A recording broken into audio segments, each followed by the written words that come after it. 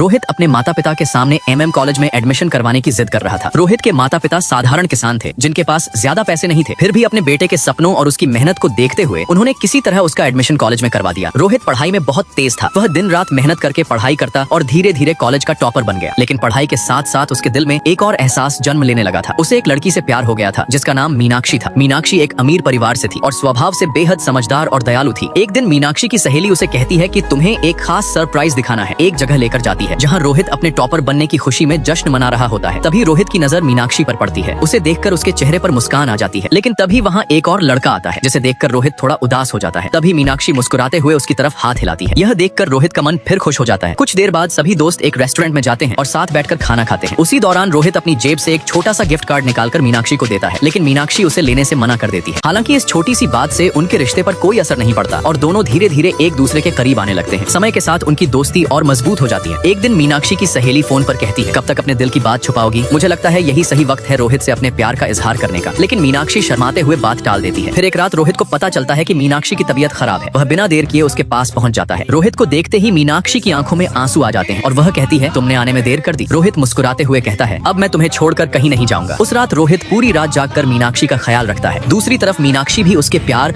और परवाह को महसूस करने लगती है। दोनों के बीच का रिश्ता पहले से कहीं ज्यादा गहरा हो जाता है। कुछ दिनों बाद जब मीनाक्षी अस्पताल से डिस्चार्ज होती है, जाने से पहले मीनाक्षी उसे रोकती है और कहती है, तुम अपना ख्याल रखना क्योंकि तुम ही मेरे असली हीरो हो। यह सुनते ही रोहित खुशी से भर जाता है। समय बीतता है और एक दिन जब मीनाक्षी ऑफिस में काम कर रही होती है, तभी उसकी सहेली का फोन आता है। वह मजाक में कहती है, मीनाक्षी ये तुम क्या कर रही हो? देखो मेरा तो बच्चा भी हो गया और तुम अब तक अपने प्यार का इजहार नहीं कर पाई। यह सुनकर मीनाक्षी गहरी सोच में पड़ जाती है। उधर रोहित बिना कुछ बताए अपने माता पिता को लेकर मीनाक्षी के घर पहुंच जाता है। मीनाक्षी के माता पिता उससे पूछते हैं, क्या तुम हमारी बेटी का ख्याल अच्छे से रख पाओगे? रोहित विनम्रता से जवाब देता है, मुझे नहीं पता कि मैं हर चीज में परफेक्ट हो पाऊंगा या नहीं, लेकिन मैं अपनी पूरी जान लगाकर आपकी बेटी को कभी किसी चीज की कमी नहीं होने दूंगा। रोहित की सच्चाई और उसके प्यार को देखकर मीनाक्षी के माता पिता कुछ देर सोचते हैं और आखिरकार शादी के लिए मान जाते हैं। क्या रोहित और मीनाक्षी की शादी बिना किसी परेशानी के हो पाएगी? आगे की कहानी जानने के लिए हमारे चैनल से जुड़े रहिए। मीनाक्षी अपनी सहेली तेजी के साथ क्लास की ओर जा रही थी। तभी उसकी नजर रोहित पर पड़ती है। रोहित वहाँ से जा रहा था। जैसे ही मीनाक्षी क्लास में पहुंचती है, तभी मोहित जानबूझकर उसकी तरफ फुटबॉल फेंक देता है, लेकिन मीनाक्षी फुर्ती से अपने हाथों से दूर फेंक देती है। कुछ देर बाद मीनाक्षी और उसकी सहेली लाइब्रेरी जाती है। वहाँ उसकी सहेली मुस्कुराते हुए कहती है, मुझे पता है तुम्हें हमारे क्लास में नया आया रोहित पसंद है। मीनाक्षी शर्माकर उसे मना करने लगती है, लेकिन उसे नहीं पता था कि रोहित पास में बैठा उनकी सारी बातें सुन रहा था। रोहित कुछ किताबें पढ़ रहा होता है। वह अपनी किताबें वहीं रखकर जाने लगता है, जिन्हें मीनाक्षी उठा लेती है। तभी उसे रोहित के होने का संकेत मिलता है। मीनाक्षी जाकर देखती है तो एक कार्ड दिखाई देता है जो रोहित का होता है। यह देखकर वह समझ जाती है कि रोहित यहीं कहीं है और उसे ढूंढने लगती है। तभी उसकी नजर रोहित पर पड़ती है जो वहाँ से जा रहा होता है। मीनाक्षी उसे कार्ड लौटाने के लिए आगे बढ़ती है, लेकिन तभी मोहित रास्ते में अपना पैर अड़ा देता है। मीनाक्षी गिरने ही वाली होती है कि मोहित उसे पकड़ लेता है। यह देखकर रोहित जोर जोर से हंसने लगता है और कहता है, ये तरीका अब पुराना हो चुका है। रोहित धीरे धीरे उनके पास आता है और रुककर मीनाक्षी की आंखों में देखने लगता है। मोहित पहले से ही रोहित से चिढ़ा हुआ था। गुस्से में वह फुटबॉल उठाकर उसकी तरफ मारने की कोशिश करता है, लेकिन मामला वहीं शांत हो जाता है। कुछ समय बाद रोहित लाइब्रेरी में आता है। उसे देखकर मीनाक्षी घबरा जाती है और जल्दी से कहती है, मैं तो बस तुम्हारी किताबें संभाल रही थी। रोहित अपना बैग उठाकर जाने लगता है, लेकिन अचानक उसका संतुलन बिगड़ जाता है और वह गिरने ही वाला होता है कि वह अपने हाथ से संभाल लेता है। दोनों कुछ पल तक एक दूसरे की आंखों में देखते रह जाते हैं। उनके बीच एक अनकहा रिश्ता बनने लगता है। घर लौटने के बाद भी रोहित उसी पल के बारे में सोचता रहता है। अगले दिन रोहित अपने दोस्त के साथ बात कर रहा होता है। तभी नीचे से मीनाक्षी और उसकी सहेली गुजरती है। रोहित उसे देखकर मुस्कुरा देता है, लेकिन दूसरी तरफ मोहित की टीम से उसका झगड़ा हो जाता है। इसी बीच किसी हादसे और तनाव के बाद रोहित मीनाक्षी से दूरी बनाने लगता है। जब मीनाक्षी उसके सामने से गुजरती है तो वह उसे नजरअंदाज कर देता है। यह देखकर मीनाक्षी परेशान हो जाती है। फिर एक खबर उसे पूरी तरह हिला देती है। रोहित कॉलेज से रिजाइन कर चुका था। तभी रोहित का दोस्त उसके पास आकर कहता है, मैंने अभी रास्ते में मीनाक्षी को देखा है। यह सुनते ही रोहित के मन में तूफान उठने लगता है। वह सोचता है, क्यों ना आज अपने दिल की बात कह ही दूं। रोहित भागते हुए मीनाक्षी को ढूंढने निकल पड़ता है। तभी सामने भारी ट्रैफिक आ जाता है। मीनाक्षी सड़क पार कर जाती है, लेकिन जब बस आगे बढ़ती है तो वह वहाँ से गायब हो चुकी होती है। फिर भी रोहित हार नहीं मानता। वह उसका पीछा करते करते आखिरकार उसके पास पहुँच जाता है। मीनाक्षी रोहित को इस हालत में देखकर हैरान रह जाती है। रोहित धीरे धीरे उसकी तरफ बढ़ता है और मीनाक्षी उसे देखकर मुस्कुराने लगती है। क्या आज रोहित अपने दिल की बात कह पाएगा? आगे की कहानी देखने के लिए हमारे चैनल से जुड़े रहिए। मीनाक्षी कार के शीशे में देखकर अपना मेकअप कर रही थी। तभी रोहित कार का शीशा नीचे करता है और उसे ध्यान से देखता है। अगले ही पल वह उसे पहचान लेता है। वह दोनों एक ही क्लास में पढ़ते थे। वह मुस्कुराते हुए रोहित को अपने घर ले आती है। घर पहुंचते ही मीनाक्षी की माँ उनका गर्मजोशी से स्वागत करती है और रोहित के लिए स्वादिष्ट पकवान लेकर आती है। माहौल धीरे धीरे खुशियों से भर जाता है। कुछ देर बाद रोहित अपनी जेब से कुछ पैसे निकालकर मीनाक्षी को देने की कोशिश करता है, लेकिन मीनाक्षी उन्हें लेने से मना कर देती है। तभी उसकी माँ मुस्कुराते हुए पैसे ले लेती है और कहती है, तुम दोनों कहीं घूम आओ, ये पैसे काम आएंगे। असल में मीनाक्षी की माँ चाहती थी कि दोनों एक दूसरे को फिर से समझें और उनके बीच रिश्ता मजबूत हो जाए। इसके बाद रोहित और मीनाक्षी साथ साथ घूमने निकल जाते हैं। रास्ते में दोनों अपने स्कूल के दिनों को याद करने लगते हैं, कैसे वे साथ में टिफिन खाते थे, खेलते थे और साइकिल से स्कूल जाया करते थे। पुरानी यादें दोनों के चेहरे पर मुस्कान ले आती हैं। इसी दौरान मीनाक्षी की माँ का वीडियो कॉल आता है। मीनाक्षी फोन उठाती है